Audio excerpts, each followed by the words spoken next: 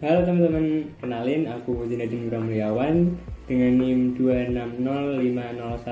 260501201300046. Annyeonghaseyo.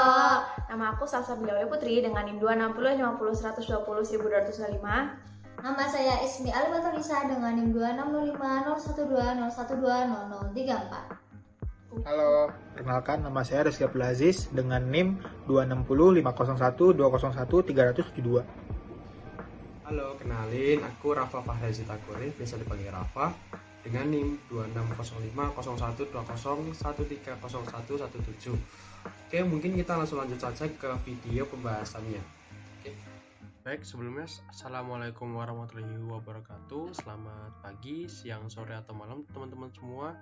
Perkenalkan, kami dari kelompok 11 Departemen Oceanografi, Fakultas Perikanan dan Ilmu Kelautan Universitas Diponegoro. Pada video ini kami mau ngejelasin nih terkait dengan survei batimetri yang menjadi salah satu contoh pemanfaatan dari metode oceanografi. Tapi sebelum kita bahas lebih lanjut, kalian udah pada tahu belum sih apa itu survei batimetri? Survei batimetri itu adalah suatu penggambaran dasar perairan, mulai dari pengukuran, pengolahan sampai ke visualisasi data dasar perairan. Nah, kegiatannya sendiri untuk menentukan kedalaman permukaan dasar laut ini yang dilakukan selama survei batimetri disebut dengan pemeruman. Terus pada saat melakukan pemeruman ada satu titik acuan penentuan posisi dan juga kedalaman yang disebut dengan titik fix perum. Dalam survei batimetri kita menggunakan ada alat bantu yang namanya itu echo sounder. Jadi gambaran di kanan ini adalah contoh dari gambar echo sounder. Echo sounder itu adalah alat yang digunakan untuk memancarkan gelombang atau sinyal ke dasar perairan untuk menentukan kedalaman suatu perairan. Sinyal yang dipancarkan oleh echo sounder ini nantinya akan dipantulkan oleh dasar perairan, dan waktu bolak-baliknya itu yang nantinya dihitung sebagai jarak atau kedalaman suatu perairan. Dalam pemeruman batimetri diperlukan juga lajur untuk merekam kedalaman perairan. Lajur utama dalam survei batimetri sebisa mungkin tegak lurus dengan garis pantai, serta diperlukan pula lajur silangnya untuk memastikan ketelitian posisi pemeruman dan juga reduksi pasut. Untuk penjelasan selanjutnya akan dilanjutkan oleh rekan saya. Baik, akan saya lanjutkan. Jadi, dari proses penggambaran batimetri tersebut nantinya akan menghasilkan informasi mengenai batimetri serta morfologi dasar laut yang selanjutnya dapat digunakan untuk penentuan jalur pertahanan pipa bawah laut, alur pelayaran, dan lain-lainnya. Survei batimetri ini nanti juga dapat menghasilkan peta batimetri yang memberikan informasi suatu kedalaman wilayah lautan maupun perairan terbuka lainnya. Banyak bukan manfaatnya? Oleh karena itu, diperlukan beberapa alat dan bahan serta langkah-langkah sebelum melakukan survei batimetri. Untuk alat dan bahan yang digunakan antara lain adalah kapal survei, echo sounder, peta laut, GPS, dan life jacket. Nah, selanjutnya ada beberapa langkah kerja nih buat survei ini. Langkah-langkah tersebut dimulai dari persiapan, survei pendahuluan, survei utama, pengolahan data perum, penyimpanan dan penyajian data, dan yang terakhir adalah laporan survei. Berikutnya akan dilanjutkan oleh rekan saya Zinedine. Mari kita breakdown satu persatu. Yang pertama adalah persiapan. Persiapan pada survei batimetri merupakan tahap yang mencakup persiapan administrasi, persiapan teknis, perencanaan teknis kerja, personel, serta peralatan dan bahan. Semua itu harus disiapkan dengan baik supaya survei yang dilakukan dapat berjalan dengan lancar dan mendapatkan hasil yang maksimal. Selanjutnya, tahap kedua, yaitu survei pendahuluan. Survei pendahuluan merupakan survei yang dilakukan untuk mendapatkan gambaran yang lebih nyata tentang kondisi daerah survei. Survei ini bertujuan untuk menyempurnakan perencanaan yang telah dibuat.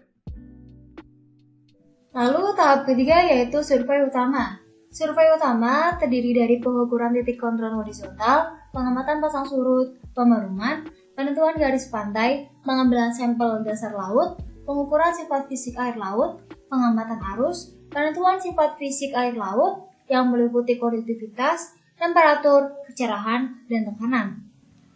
Lalu apa bedanya sih survei pendahuluan dengan survei utama? Tentunya kalau survei utama itu merupakan survei batimetri inti yang nantinya akan menghasilkan data-data batimetri suatu wilayah. Berbeda dengan survei pendahuluan yang hanya menghasilkan informasi terkait kondisi secara real pada lokasi penelitian. Langkah selanjutnya yaitu tahap keempat yang mana merupakan tahap pengolahan data perum. Hasil dari survei utama nantinya akan diolah sehingga mendapatkan data kedalaman. Tetapi data kedalaman tersebut masih perlu dikoreksi karena masih terdapat kesalahan pada saat pengambilan data di tahap sebelumnya. Untuk menghasilkan data yang akurat, maka data kedalaman hasil ukuran harus dikoreksi terhadap kesalahan dari sumber-sumber kesalahan yang mungkin terjadi. Contohnya koreksi pasang surut, koreksi transducer, dan koreksi peletakan alat echo sounder. Posisi peletakan alat echo sounder ternyata juga mempengaruhi hasil data yang didapat loh teman-teman. Makanya perlu dikoreksi untuk mendapatkan hasil yang lebih akurat.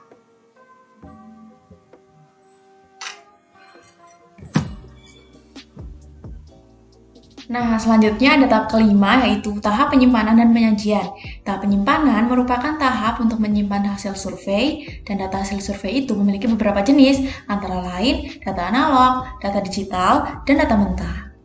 Nah, yang terakhir adalah laporan survei. Nah, laporan survei ini merupakan tulisan yang mencakup semua hasil dari survei batimetri. Laporan survei dapat berupa laporan pengukuran kedalaman maupun laporan pengukuran lainnya.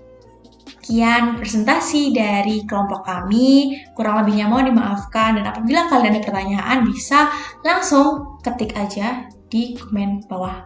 Sebisa mungkin akan kami balas. Dan dadah, terima kasih, semoga bermanfaat.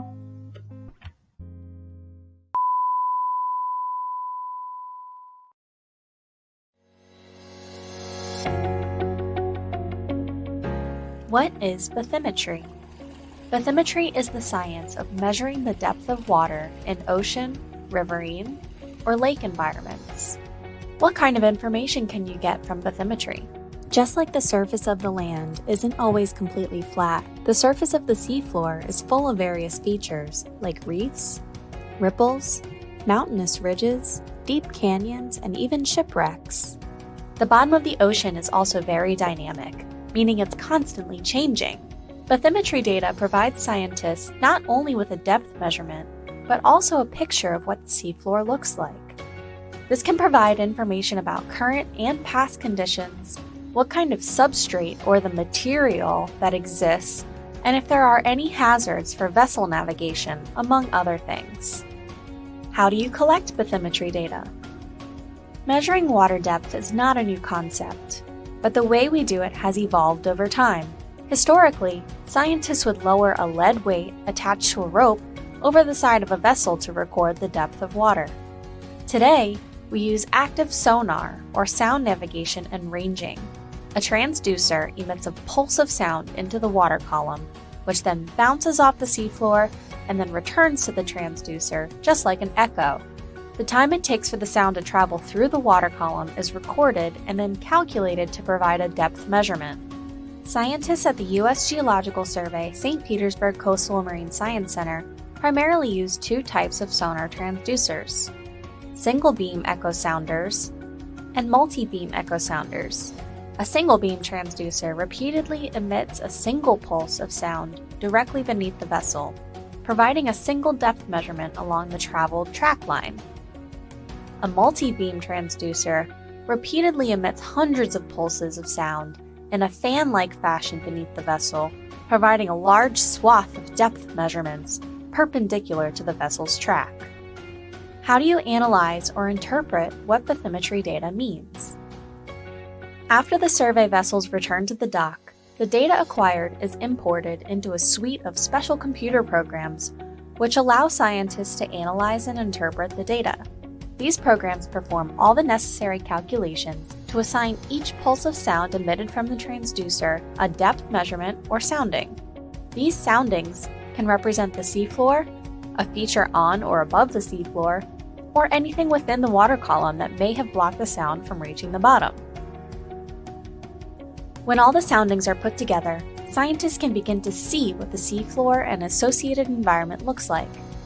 Many times, with the use of high-resolution multi-beam data, the picture that is developed can even provide insight into habitat types, such as seagrass beds or reef structures. So why is this work important? Our oceans, rivers, lakes, and waterways make up a large portion of the Earth's surface, but only a small portion has been mapped with enough detail to be useful. Vessels of all sizes need to know the water depth of the areas where they're navigating so that they can travel safely from port to port. Fisheries industries and fisheries managers need to know where specific habitats are located which harbor certain species, and renewable energy sources such as offshore wind infrastructure need to ensure that they can establish systems safely and securely. Here at the USGS St. Petersburg Coastal and Marine Science Center, we are using bathymetry data to map changes in barrier islands and nearshore environments.